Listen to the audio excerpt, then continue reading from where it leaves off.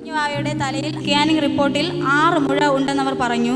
സർജറിക്കായിട്ട് കടന്നു വരണം, കുഞ്ഞുവാവയെ വെന്റിലേറ്ററിൽ കിടത്തി സർജറി ചെയ്യുകയുള്ളൂ എന്ന് പറഞ്ഞു. ഞങ്ങൾ അവിടെ വെച്ച് കുറേ കരഞ്ഞു. പ്രയർ ടവറിൽ പോയി ബ്രദറിനെ കണ്ടു. ബ്രദർ കുഞ്ഞുവാവയുടെ തലയിൽ കൈവച്ച് പ്രാർത്ഥിച്ചു. 1ാമത്തെ ഹീലിംഗ് പ്രയറിൽ തന്നെ എൻ്റെ ശരീരത്തിൽ ഒരു തണുത്ത് മരവിച്ച അനുഭവം ഉണ്ടായി. ഉടൻ തന്നെ ഞാൻ എൻ്റെ കൈ കുഞ്ഞുവാവയുടെ തലയിൽ വെച്ചു. അന്നേരം ഈ മുഴ വൈബ്രേറ്റ് ചെയ്യുകയും വിരലിൻ്റെ ഇടയിൽ കൂടി എന്തോ ഇങ്ങനെ പോകുന്നതായിട്ട് അനുഭവപ്പെടുകയും ചെയ്തു. ഫസ്റ്റ് ഡോക്ടർ കുഞ്ഞുവാവയെ പിടിച്ച് തലയൊക്കെ നോക്കിയിട്ട് പറഞ്ഞു മുഴ കാണാനില്ലല്ലോ എന്ന് പറഞ്ഞു.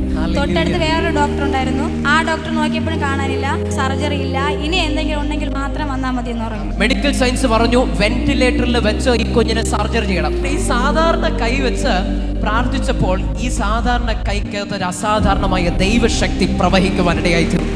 വിശ്വസിക്കുന്ന ഏവന്റെ മേലും തന്റെ ആത്മാവിനെ പകരുന്ന ഒരു കാലഘട്ടത്തിലാണ് നാം ജീവിക്കുന്നത്.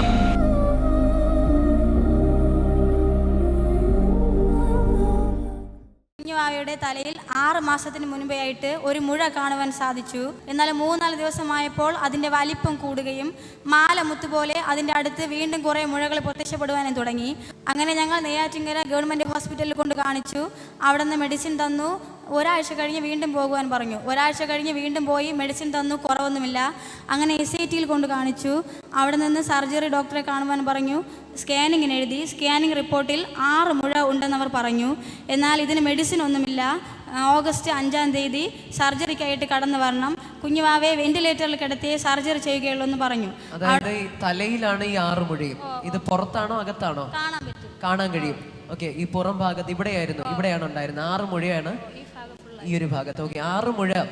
ദൈവമക്കളെ ശ്രദ്ധിക്കണം, ഈ ഒരു ഭാഗത്ത് 6 മുഴ ഈ കുഞ്ഞിന്റെ ശരീരത്തിലുണ്ട് എന്നാണ് പറയാനിടയായത്. അതായത് മെഡിസിൻ ഒന്നുമില്ല, സർജറി ചെയ്തതിന് മരണം, അതും വെന്റിലേറ്ററിൽ വെച്ച്. അത്രയും ക്രിട്ടിക്കൽ ആയിട്ടുള്ള ഒരു സീരിയസ് ആയിട്ടുള്ള ഒരു സർജറിയാണ്. ഓക്കെ, അത് SITയിലാണ് നിർദ്ദേശിക്കുന്നത് അല്ലേ?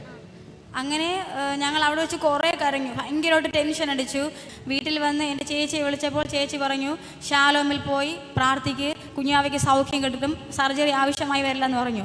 അങ്ങനെ ചൂണ്ടുപലകയിൽ പ്രയർ ടവറിൽ പോയി ബ്രദറിനെ കണ്ടു. ബ്രദർ കുഞ്ഞുവാവയുടെ തലയിൽ കൈവച്ച് പ്രാർത്ഥിച്ചു. വാവയ്ക്ക് ഉപയോഗിക്കാനുള്ള പ്രാർത്ഥന പ്രൊഡക്ട്സൊക്കെ തന്നു. ബ്രദർ പറഞ്ഞതുപോലെ തന്നെ ഞങ്ങൾ ഉപയോഗിച്ചു. 3 ഹീലിംഗ് പ്രയറിൽ ഇരിക്കാൻ പറഞ്ഞു. പ്രാർത്ഥനയ്ക്ക് ഇരിക്കും മുൻപേ എൻ്റെ ഉള്ളിലൊരു വചനമുണ്ടായിരുന്നു. അതുകൊണ്ട് നിങ്ങൾ പ്രാർത്ഥിക്കുമ്പോൾ യാചിക്കുന്നതൊക്കെ ലഭിച്ചു എന്ന് വിശ്വസിപ്പിൻ, എന്നാൽ നിങ്ങൾക്ക് അത് ലഭിക്കും. ഈ ഒരു വാക്യം മുന്നിൽ കണ്ടുകൊണ്ടാണ് ഞാൻ പ്രാർത്ഥിക്കാൻ തുടങ്ങിയത്. 1ാമത്തെ ഹീലിംഗ് പ്രയറിൽ തന്നെ എൻ്റെ ശരീരത്തിൽ ഒരു മരവിച്ച അനുഭവവും തണുത്ത് മരവിച്ച അനുഭവം ഉണ്ടായി. ആദ്യത്തെ 2 ഹീലിംഗ് പ്രയറിൽ എൻ്റെ കുഞ്ഞുവാവ ചേട്ടായുടെ കയ്യിലായിരുന്നു, കരയൊന്നുമില്ല, പ്രാർത്ഥിക്കുമായിരുന്നു. എന്നാൽ 3ാമത്തെ ഹീലിംഗ് പ്രയറിൽ ചേട്ടായി കയ്യിൽ വെച്ചിരുന്നപ്പോൾ കുഞ്ഞുവാവ ഭയങ്കരമായിട്ട് കരഞ്ഞു. ഭയങ്കരമായിട്ട് കരഞ്ഞപ്പോൾ ഞാൻ കുഞ്ഞുവാവനെ കയ്യിലെടുത്തിട്ട് തലയിൽ കൈവച്ച് പ്രാർത്ഥിച്ചു. ഹീലിംഗ് പ്രയർ സമയത്താണോ ഉടൻ തന്നെ ഞാൻ എൻ്റെ കൈ കുഞ്ഞാവയുടെ തലയിൽ വെച്ചു. അന്നേരം ഈ മുഴ വൈബ്രേറ്റ് ചെയ്യുകയും വിരലിൻ്റെ ഇടയിൽ കൂടി എന്തോ ഇങ്ങനെ പോകുന്നതായിട്ട് അനുഭവപ്പെടുകയും ചെയ്തു. അന്ന് മുതൽ വീട്ടിൽ പോയതിനു ശേഷം ഈ മുഴയുടെ വീര്യം കുറഞ്ഞു വന്നു. ഇവിടെ കൈവച്ചത് സിസ്റ്ററാണ്. അതായത് ഹീലിംഗ് പ്രയർ സമയത്ത് രോഗമുള്ള ഭാഗത്ത് കൈവച്ച് പ്രാർത്ഥിക്കാൻ പറഞ്ഞപ്പോൾ സിസ്റ്ററാണ് കൈവച്ച് പ്രാർത്ഥിച്ചത്. ഇതിനു മുമ്പും ഒക്കെ കുഞ്ഞിനെ തൊട്ടിട്ടുണ്ടല്ലേ? കുഞ്ഞിനെ തൊട്ടിട്ടുണ്ട്, എടുത്ത് കളിപ്പിച്ചിട്ടൊക്കെ ഉണ്ട് അല്ലേ? പക്ഷെ ഹീലിംഗ് പ്രയർ സമയത്ത് ദൈവശബ്ദം ഒരു പ്രത്യേക എന്ന രീതിയിൽ ഒരു അരുളപ്പാട്, രോഗമുള്ള സ്ഥാനത്ത് കൈവച്ച് പ്രാർത്ഥിക്കാൻ പറഞ്ഞപ്പോൾ ഈ കുഞ്ഞിന്റെ ഈ ഭാഗത്ത് കൈവച്ച് പ്രാർത്ഥിച്ചു. ആ സമയത്ത് ഒരു വൈബ്രേഷൻ അനുഭവിക്കും. ഒന്ന് കരമടിച്ച് ദൈവത്തിന് മാത്രം കൊടുക്കാമോ? ഹല്ലേലൂയ.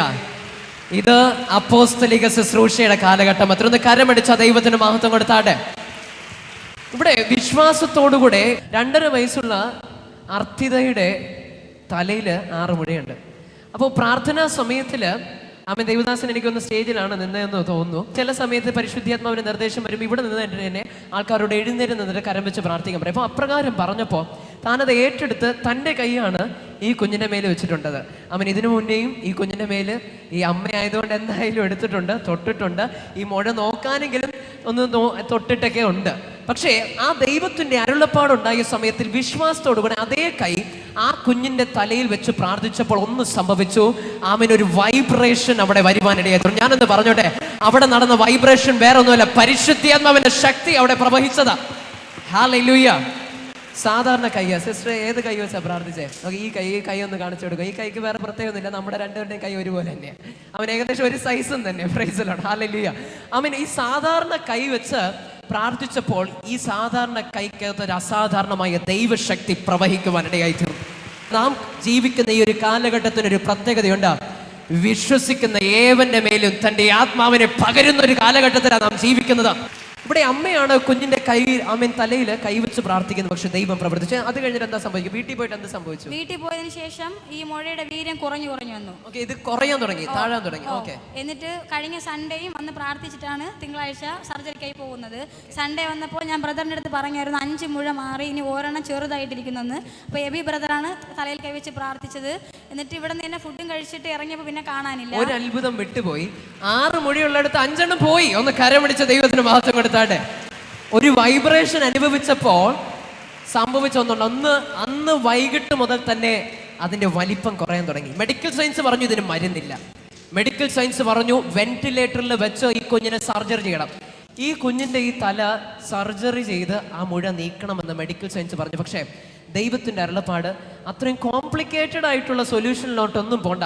സിമ്പിൾ ആയിട്ടുള്ള കാര്യം, നിന്റെ കൈ ഒന്ന് വെച്ച് പ്രാർത്ഥിക്കാൻ പറഞ്ഞു. കർത്താവ് സിമ്പിൾ ആയിട്ട് ആ കോംപ്ലിക്കേറ്റഡ് ആ ഒരു രോഗത്തെ ദൈവം വിടുതൽ ചെയ്തു. അവൻ ആദ്യം അത് കുറഞ്ഞു വരുന്നു. അടുത്ത ഞായറാഴ്ച താൻ ഒരു സാക്ഷ്യം പറഞ്ഞ ഇപ്രകാരമാണ്: 5 മുഴ കാണാനില്ല, പിന്നെ 1. കരം പിടിച്ച ദൈവത്തിന് മഹത്വം കൊടുക്കാമോ? ഓക്കെ, അന്ന് കരംവെപ്പ് വാങ്ങുന്നു. ഞാൻ പ്രാർത്ഥിക്കാനിടയെത്തുന്നു, ഭക്ഷണം കഴിച്ചു. അതിനുശേഷം സംഭവിച്ചെന്താ? അതിനുശേഷം തൊട്ട് നോക്കിയപ്പോൾ ഒന്നും കാണാനില്ല. അതിനുശേഷം തൊട്ടപ്പോൾ ഒന്നും കാണാനില്ല. ഹല്ലേലൂയ. ആമേൻ. ആരാധന കഴിഞ്ഞ് ഇറങ്ങുമ്പോഴും 1 മുഴയുണ്ടായിരുന്നു. പക്ഷെ വിശ്വാസത്തോടെ പ്രാർത്ഥിച്ച് നമ്മുടെ ശാലോ മന്നയാണെങ്കിൽ ശാലോ മന്ന കഴിച്ച് പിന്നെ നോക്കിയപ്പോൾ അവിടെ 1 മുഴയും കാണാനില്ല. ഒരിക്കൽ കൂടെ ദൈവത്തിന് മഹത്വം കൊടുത്താട്ടെ. ഓക്കെ, അടുത്ത് എന്താ സംഭവിക്കുന്നത്? എന്നിട്ട് ഞങ്ങൾ ബ്ലഡ് ടെസ്റ്റ് ഒക്കെ നടത്തി പിറ്റേന്ന് രാവിലെ SCTയിലേക്ക് പോയി. എന്നിട്ട് ഡോക്ടറെ അടുത്ത് പോയിട്ട് ഡോക്ടർ ഒന്ന് സർജറിക്കായിട്ട് കടന്നു വന്നതാണെങ്കിലും ചോദിച്ചു. ഞാൻ പറഞ്ഞു ഓന്ന്. അപ്പോഴത്തേക്കും ഫസ്റ്റ് ഡോക്ടർ കുഞ്ഞാവെ പിടിച്ച് തലയൊക്കെ നോക്കിയിട്ട് പറഞ്ഞു മുഴ കാണാനില്ലല്ലോ എന്ന് പറഞ്ഞു. തൊട്ടടുത്ത് വേറൊരു ഡോക്ടർ ഉണ്ടായിരുന്നു. ആ ഡോക്ടറിന്റെ കയ്യിലും കൊടുത്തു. ആ ഡോക്ടർ നോക്കിയപ്പോഴും കാണാനില്ല.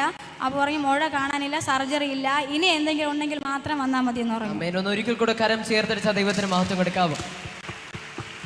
അവിടെ ശ്രദ്ധിക്കേണ്ട ഒരു ഭാഗം എന്ന് പറയുന്നത്, വിളിച്ച ദൈവം വിശ്വസ്തനത്രേ. വിശ്വാസത്തിന്റെ പ്രവൃത്തി ചെയ്യുന്ന ഓരോരുത്തരെയും മാനിക്കുന്ന ഒരു ദൈവം അത്ര എന്റെ ദൈവം. ഹല്ലേലൂയ. പിന്നെ ഹോസ്പിറ്റലിൽ പോയപ്പോ ഡോക്ടർ എന്നെ പറയുന്ന മൊഴിയൊന്നും കാണാനില്ലല്ലോ. പിന്നെ എന്താ പറഞ്ഞു? സർജറി വേണമെന്നല്ലോ പറഞ്ഞു. സർജറി ഒന്നും വേണ്ട, വീട്ടിൽ പോയാൽ മതി. ആരാ സൗഖ്യമാക്കിയത്? യേശു. ഒരിക്കൽ കൂടെ കരം ചേർത്തടിച്ച് സൗഖ്യമാക്കിയ ദൈവത്തിന് മഹത്വം കൊടുക്കാവോ?